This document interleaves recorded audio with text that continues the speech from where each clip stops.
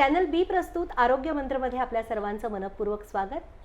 माझ्यासोबत आहेत रंगनाथ हॉस्पिटल कोल्हापूर आणि गोकुळ IVFचे संचालक डॉक्टर प्रवीण हेंद्रे. डॉक्टर साहेब, आपलं या कार्यक्रमामध्ये मनपूर्वक स्वागत. आणि त्याचबरोबर बरेच दिवसांनी आपल्या या कार्यक्रमामध्ये आलेले आहेत डॉक्टर ओंकार प्रवीण हेंद्रे सर. नमस्ते. खरं तर ओंकार सर, तुम्हालाच एक प्रश्न विचारायचा आहे की मागच्या वेळेला जेव्हा आपण भेटलेलो होतो तेव्हा त्याच्यानंतर तुम्ही मला म्हणाला होतात की तुम्ही कुठल्या तरी एका IVFच्या स्पेशल ट्रेनिंगसाठी म्हणून जाणार आहात. तर मला खरं तर त्याची उत्सुकता आहे की नेमकं ट्रेनिंग कशाचं होतं का. खरं तर तुम्ही यातले तज्ज्ञ आहात, पण तरीही तुम्हाला वेगळ्या ट्रेनिंगची अशी काय आवश्यकता भासली किंवा कसलं ट्रेनिंग होतं? आता कसं आहे, नवीन नवीन आपल्याला आपलं नॉलेज वाढवतच राहावं लागतं.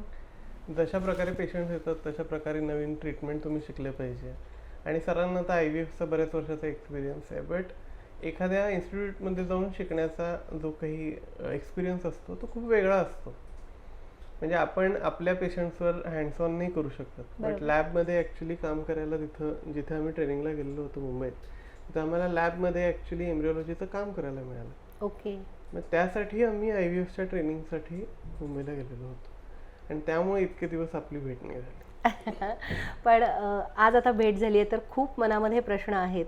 खरं तर हे तंत्रज्ञान जसजसं पुढं चाललेलं आहे तसतसा मनामध्ये एक प्रश्न येतो की खरंच IVFची आत्ताच्या काळामध्ये इतकी गरज आहे का?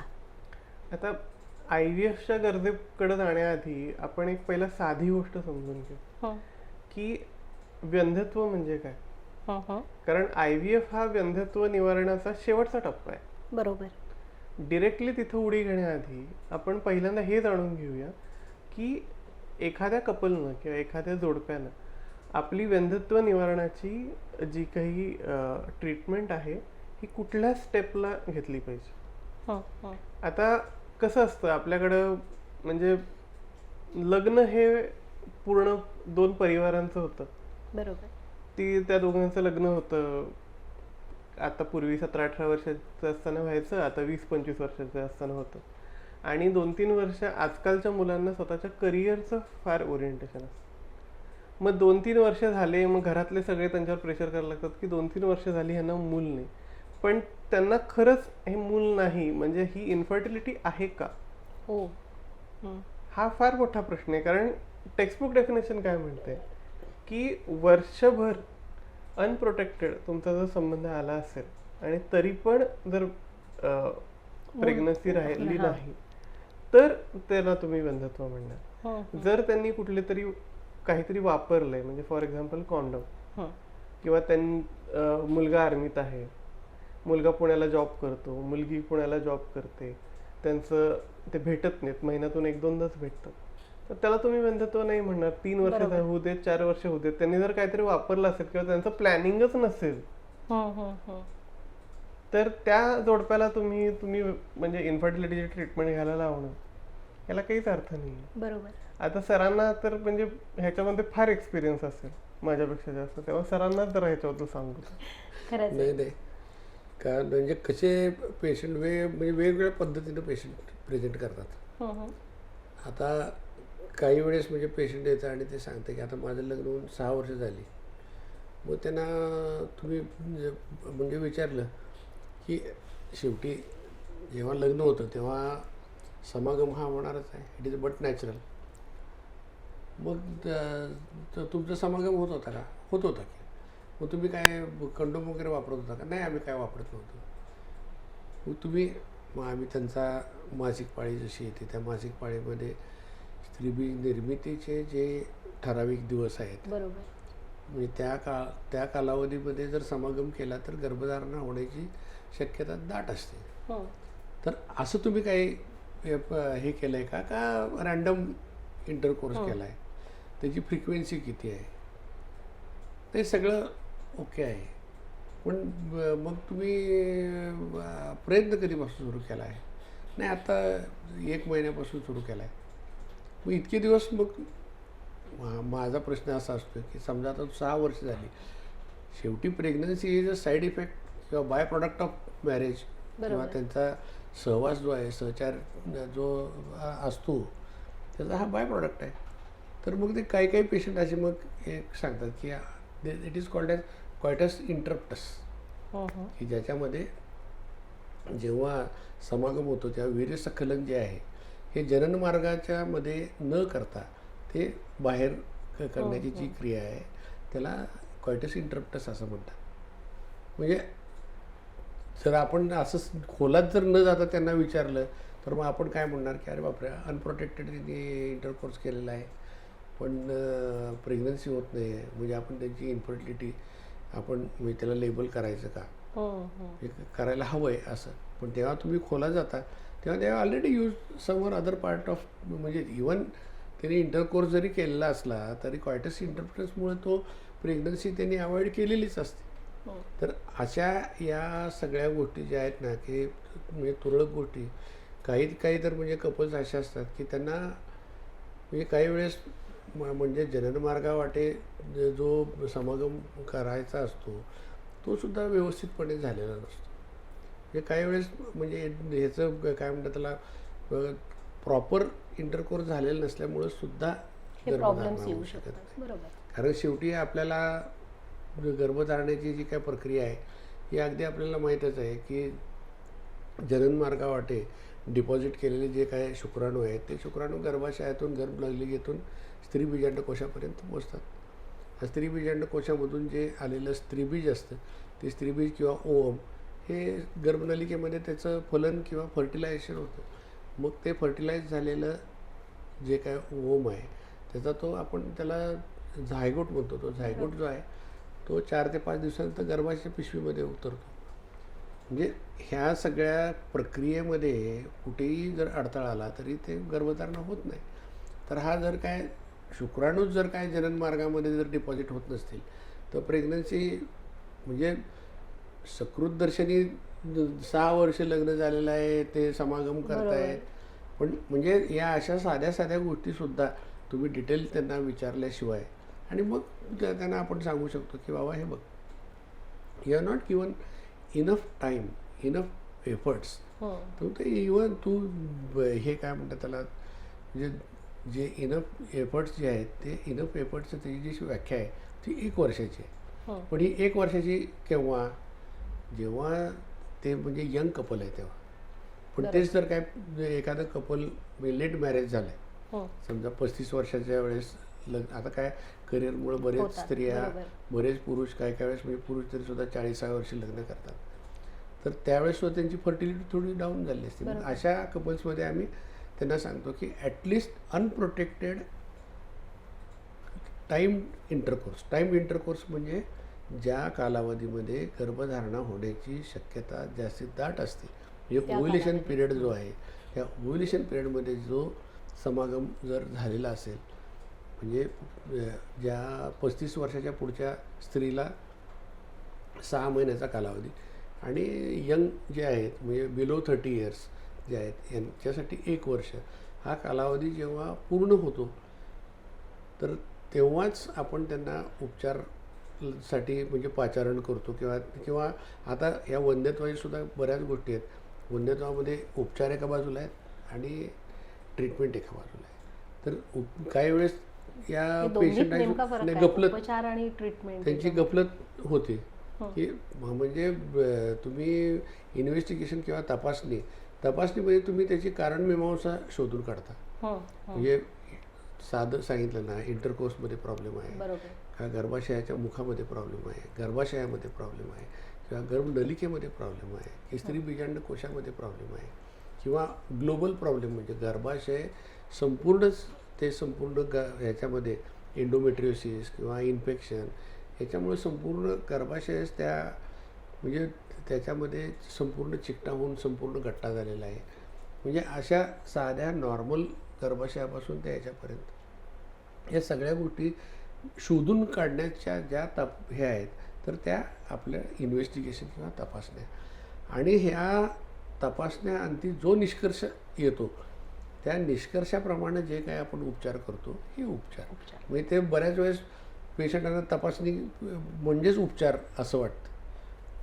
पण आपण जेव्हा पुढं जाऊ म्हणजे या वंध्यत्वाच्या उपचाराच्या मध्ये तर तेव्हा आपल्याला लक्षात येईल की काही जे तपासणीची जी काय प्रक्रिया आहे हा पार्शली उपचार सुद्धा करतो. म्हणजे साधं थोडक्यात गर्भनलिका चेक करायचं जे काय हिस्ट्रोसल्फिओग्राफी नावाचं तंत्रज्ञान आहे की ज्याच्यामध्ये हे तर फार वर्षापासून आहे बरोबर. की पूर्वी त्याच्यामध्ये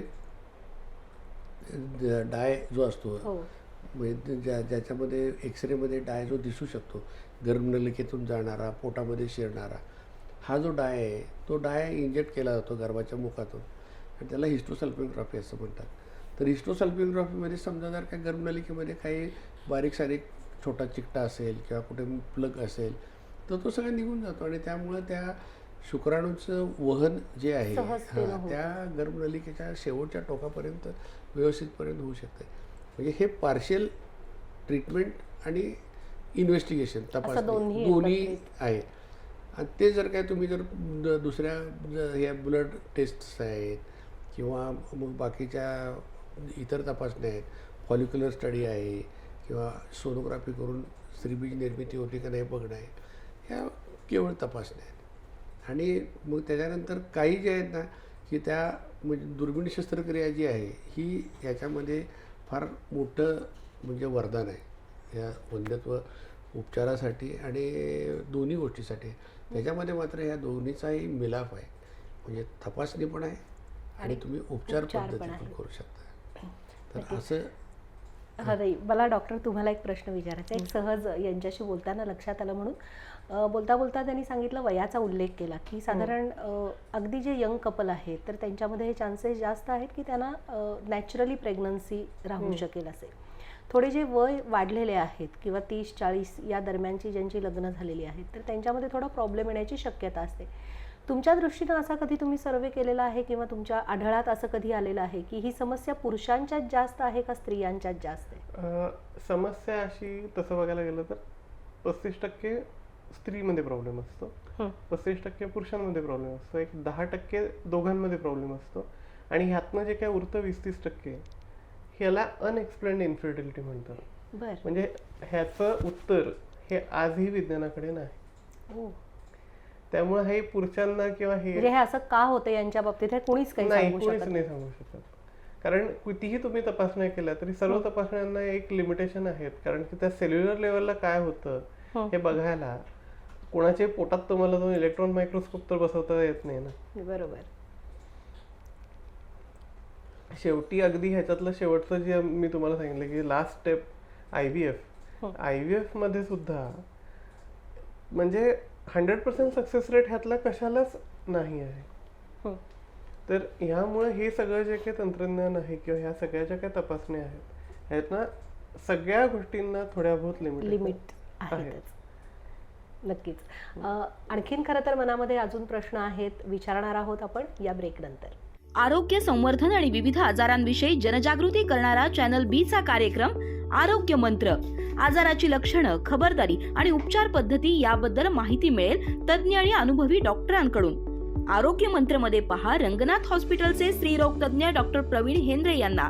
या कार्यक्रमात आपण त्यांच्याशी IVF म्हणजे काय, संतुलित आहार कसा असला पाहिजे, फायब्रॉइड म्हणजे काय, 2 सीझर झाले तर रिस्क नेमकी कोणती असते, लहानपणापासून मुलींची वाढ होत असताना त्यांच्या आरोग्याची काळजी कशी घ्यायची या सर्वांविषयी संपूर्ण माहिती. आरोग्य मंत्र दर शनिवार सायंकाळी 7:30 वाजता 532 क्रमांकाच्या बी चॅनलवर. ब्रेक नंतर पुन्हा एकदा सर्वांचं स्वागत आहे चॅनल बी प्रस्तुत आरोग्य मंत्रमध्ये आणि माझ्यासोबत आहेत डॉक्टर प्रवीण हेंद्रे आणि डॉक्टर ओंकार हेंद्रे. सर, तुम्हाला प्रश्न असा विचारायचा आहे की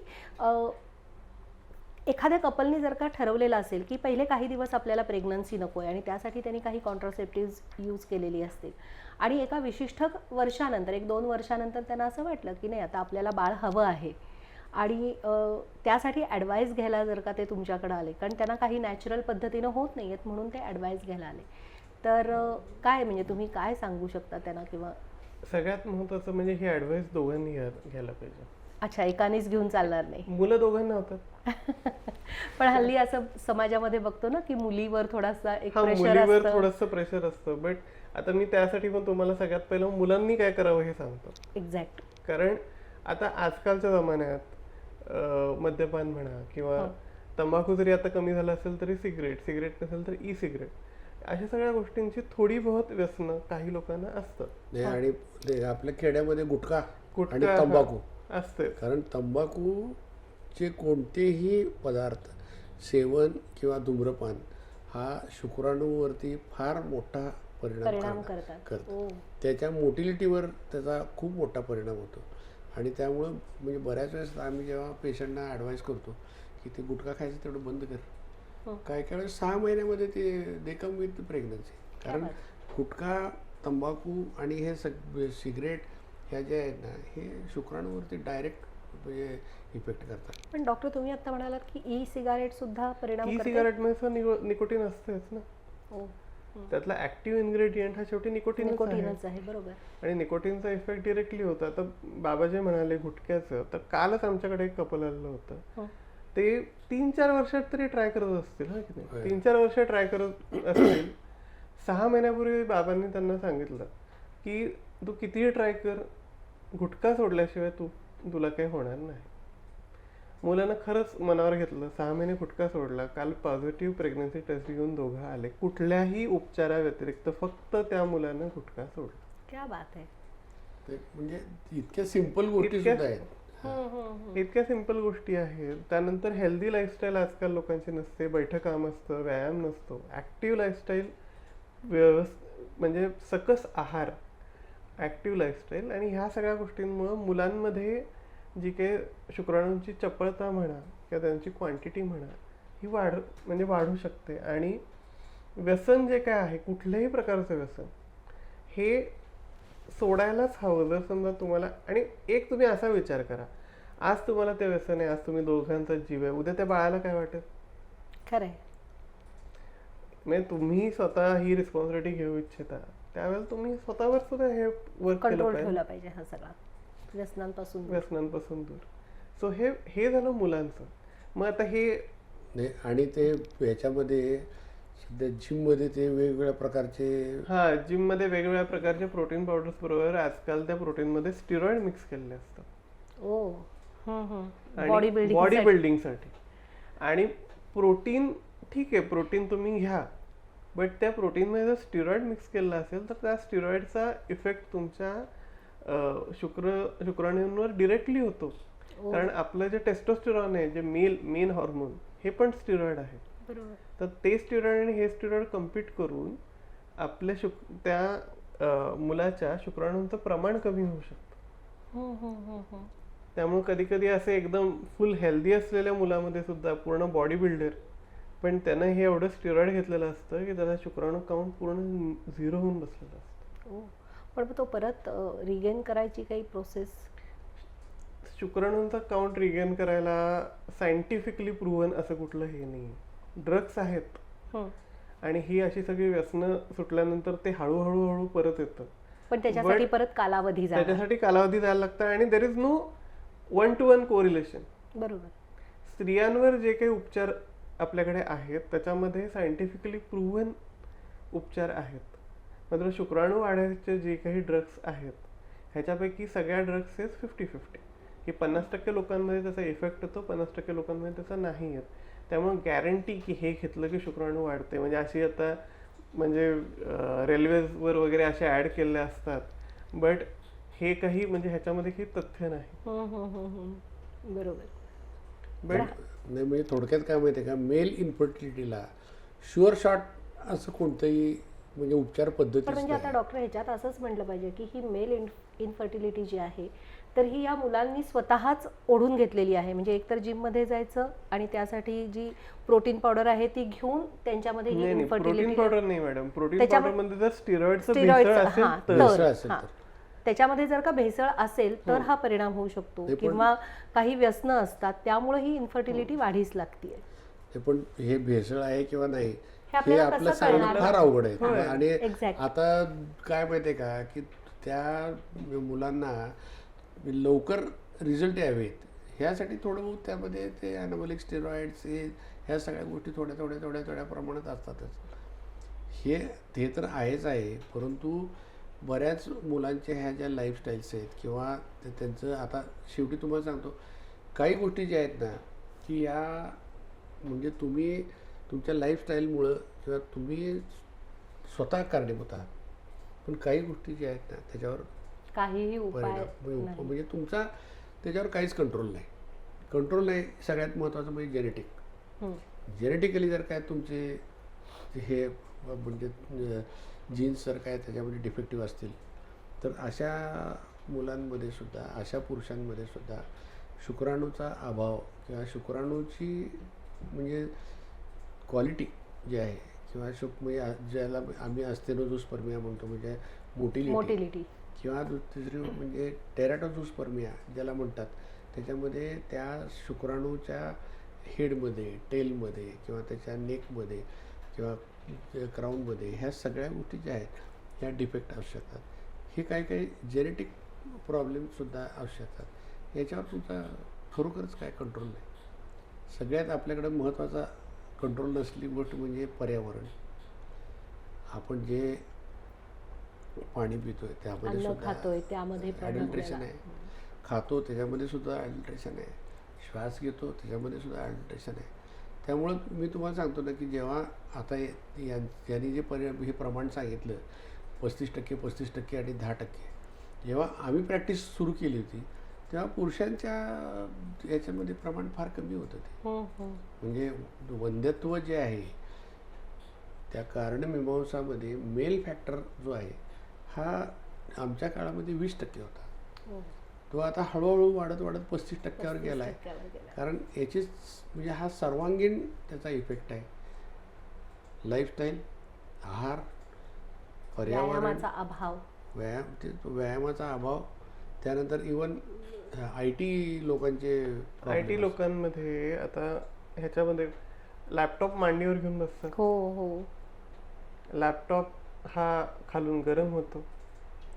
आपल्या शुक्राणूंना बॉडीपेक्षा 3 डिग्री कमी टेम्परेचर लागतं. अशा वेळी जर ते लॅपटॉपची हीट तुमच्या मांडीतून तिथे खाली जर पोचत असेल तर ते शुक्राणूंची संख्या आणि त्यांचं ते मृत शुक्राणू त्या युरियामध्ये असतं. आणि हे असं गरम होऊन, आणि हे पूर्वी भट्टीतल्या लोकांना हे व्हायचं. भट्टीमध्ये काम करणारे लोक, फर्नेसमध्ये काम करणारे लोक. आजकाल हे IT मध्ये होतं आणि वर्क फ्रॉम होम झाल्यामुळे ते मांडीवरच घेऊन बसतात. बरोबर. ह्या सगळ्या गोष्टी त्यांनी अवॉइड करायला पाहिजे. तेच म्हणजे मगाशी तुम्ही सांगत होता ना, प्री प्रेग्नन्सी काउन्सिलिंग, याच्यामध्ये प्रेग्नन्सी पूर्वी. आता हा पण एक मुद्दा तुम्हाला सांगावा लागेल की जर का तुम्ही वर्क फ्रॉम होम करत असाल तर तुमचा लॅपटॉप टेबलवर ठेवा किंवा लॅपटॉपसाठी एखादं टेबल घ्या बेडवर बसून करत असाल तर. बरोबर. म्हणजे मला खरंच गंमत वाटते डॉक्टर की प्री काउन्सिलिंग करत असताना छोट्या छोट्या गोष्टींच्या बरोबर आता ह्या लाईफस्टाईलच्या गोष्टी सुद्धा त्यांना सांगाव्या लागत आहेत. म्हणजे हा सुद्धा एक काउन्सिलिंगचा भाग झाला. पण समजा जर का एखादी महिला असेल तर तिला कुठलं काउन्सिलिंग कराल तुम्ही? महिलांमध्ये बेसिकली आता महिलांमध्ये सायकल असते, बरोबर आहे. आणि ह्या सायकलच्या बरोबर मध्यभागी, म्हणजे आता जनरली मुलींची सायकल ही असते, ही 28 दिवसाची ॲव्हरेज आपण पकडतो, बरोबर. बट ती 21 पासून 35 दिवसांपर्यंत कुठेही जाऊ शकते. तर ह्याच्यामध्ये शेवटून जर मोजलं, शेवटून 14व्या दिवशी तिचं अंड हे बाहेर पडतं.